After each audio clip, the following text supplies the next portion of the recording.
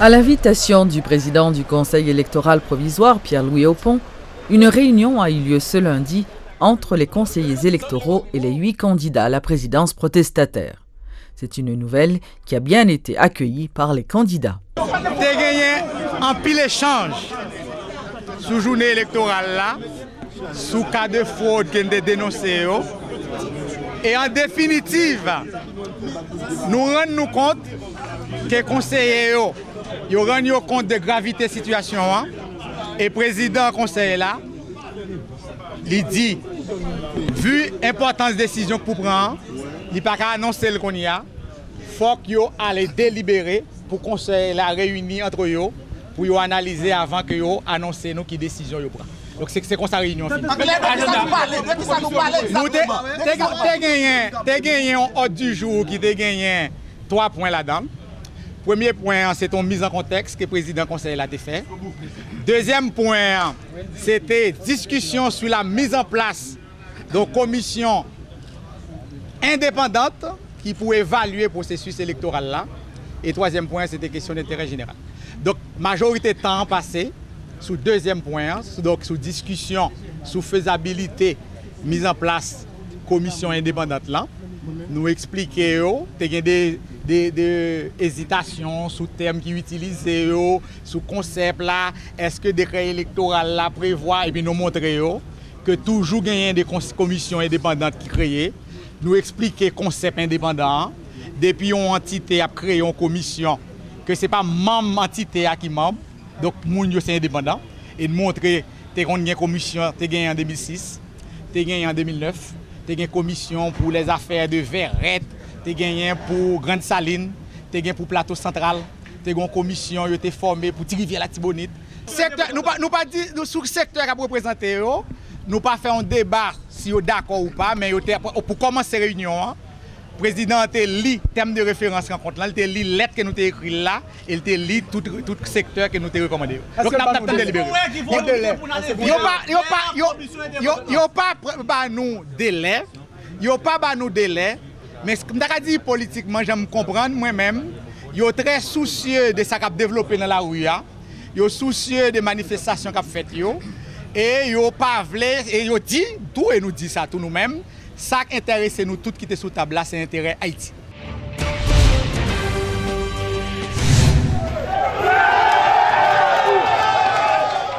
La police nationale a dispersé ce lundi une nouvelle manifestation de partisans de Petite-Dessalines. Les agents du corps d'intervention et du maintien de l'ordre ont fait usage de gaz lacrymogène pour disperser les protestataires à Delma 40. Rappelons que les manifestants réclamaient la mise à l'écart du candidat à la présidence du parti PHTK, Jovenel Moïse. Notons que des centaines de partisans de La Paix et de Petite-Dessalines avaient manifesté dimanche pour demander l'éviction de Jovenel Moïse de la course électorale. Parti de Carrefour Péan, le cortège a longé Delma pour rejoindre l'avenue John Brown pour aboutir au Champ de Mars. La manifestation s'est déroulée sans incident.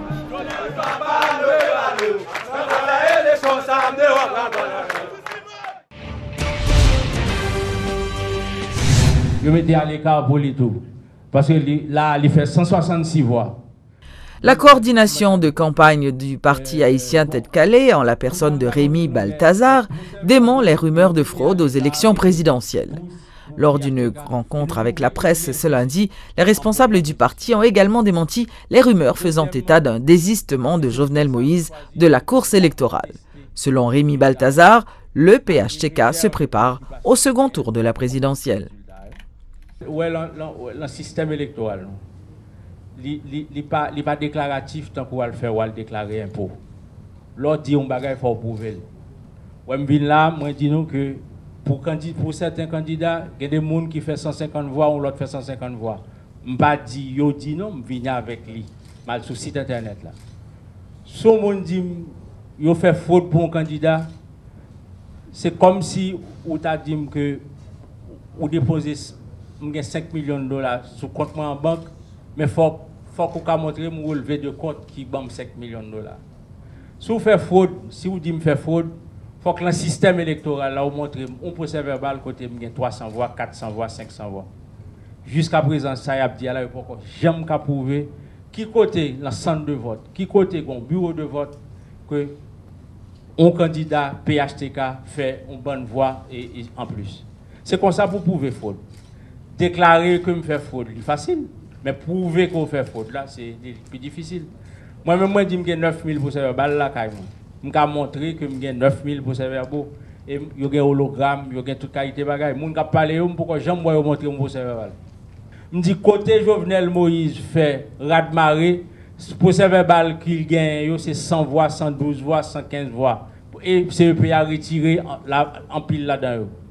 Côté il fait 170 voix, 200 voix, même genre avec l'autre, CEP a mis à l'écart. Mais CEP a pas mis à l'écart côté l'autre monde fait 200 voix. Les pouvoirs le contester à tout, faut qu'il y ait preuve. Oui, parce que les pouvoirs le contester, le système pas non. Faut qu'à prouver ça oui. Parce que si moun n'a pas prouver ça l'abdi, il va pas le contester. Moi-même devant, c'est un monde qui peut venir contester moi. C'est donc et troisième non pour le contester deuxième non pour le cabine faire finale avec moi pas de problème non.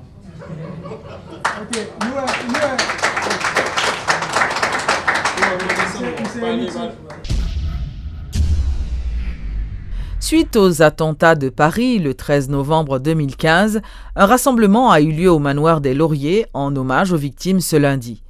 Une minute de silence a été observée.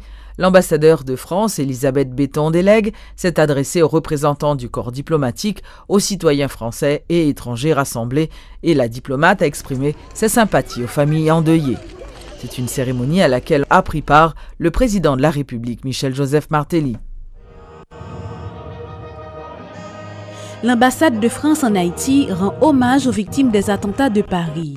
Nous sommes sur la pelouse du manoir des Lauriers. Il est midi, le drapeau français est en berne. En tenue sombre, plus d'une centaine d'invités se positionnent, le visage crispé, l'émotion est palpable et le décor est planté. L'ambassadeur français accrédité en Haïti, Elisabeth Betton-Delegue, ouvre la cérémonie. Dans son discours de circonstance, la diplomate exprime sa profonde douleur et ses sympathies aux familles des victimes du massacre qui a ensanglanté la ville lumière vendredi dernier. C'était une soirée douce d'un automne clément, animée et festive comme le sont les fins de semaine dans les quartiers populaires de la capitale. Et la nuit de l'horreur est tombée sur Paris, portée par des terroristes déterminés dont le seul objectif était d'abattre le plus grand nombre de victimes possible. Ces attaques ont fait au moins 129 morts et 352 blessés. Un coup dur pour la France, n'ont de cesse de répéter des participants à la cérémonie. Pour le président haïtien Michel Martelly, c'est l'humanité tout entière qui est touchée. Quand on entend comment ça s'est passé, on parle de gens. Les gens qui n'avaient rien à voir avec peut-être même la politique, parce que rentrer dans une salle de spectacle, commettre ces atrocités, c'est des gens qui n'ont pas d'humanité du tout, qui n'ont pas de cœur. Nous vivons des moments difficiles que nous partageons avec nos frères et sœurs de la France. Donc nous devons là nous-mêmes pour nous témoigner de solidarité, solidarité Haïti envers nos frères et sœurs de la France. Rappelons qu'au cours de cette cérémonie, une minute de silence a été observée. Un geste répété à la même heure dans toutes les ambassades de France, partout dans le monde. Je vous remercie.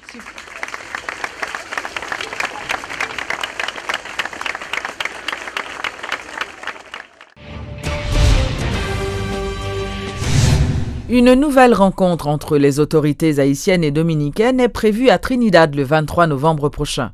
Les deux chanceliers aborderont le dossier de la migration et les produits commerciaux, a indiqué le ministre des Affaires étrangères, Lenaire Renault.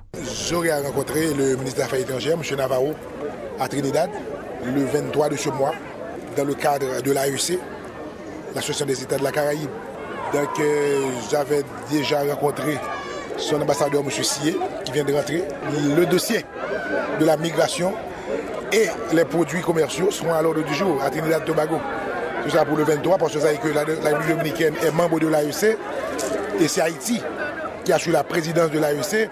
Donc on doit se rencontrer, on doit se voir le 23 à Trinidad. Présentation ce lundi par le Conseil national des télécommunications, Conatel, d'un rapport sur le contrôle de qualité des réseaux de téléphonie mobile. Selon le directeur de l'institution, Jean-Marie Guillaume, cette enquête menée à l'insu des opérateurs visait à évaluer le niveau de conformité des réseaux de téléphonie mobile aux normes établies.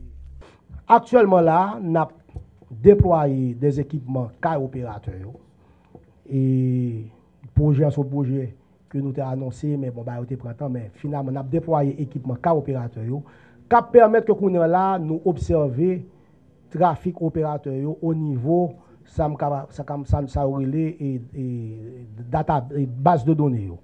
Côté que nous parlons capable de combien d'appels qui aboutit, combien d'appels qui pas abouti, combien d'appels qui coupé, combien d'appels qui pas coupé, de manière réelle, à temps réel. Donc, toute bagage ça va permettre que, parce que ça, c'est un bagage qu'on fait, le temps qu'on finit faire, ou mesurer, mais le temps qu'on finit faire, ok, et données au changer. Puisque si l'opérateur fait des ajustements dans le réseau, le temps qu'on finit faire, les données sont capables de changer. Mais cependant, lorsqu'on a accès à base de données opérateur, pour garder combien de minutes, combien d'appels qui fait, combien d'appels qui atterri, combien d'appels qui pas atterri, à partir de ce moment, la permettre que ou évaluer plein consommateurs davantage. Nous avons besoin autant pour qu'on ait là, yo agencer réseau yo. Gen côté que réseau a besoin optimiser, nous baillons toute information ça yo. Et à partir de ce moment qu'on est là, le que nous finissons établir principe ça avec opérateur yo, eh bien qu'on est n'a capable d'imposer des pénalités. Là à peu près un mois n'a capable venir et salle de contrôle que n'a metté sous pied de manière que qu'on est là nous gagnons données yo à temps réel. Donc, si l'opérateur, ma bon exemple, si l'opérateur demande 3 gouttes par minute, moun parle 100 minutes, au lieu que le fait 3000 gouttes, il fait 4000 gouttes. Grand problème. Donc, c'est tout bagage ça que nous pral mettre sous pied, de manière que nous sommes capables d'arriver à audit en temps réel de l'opérateur.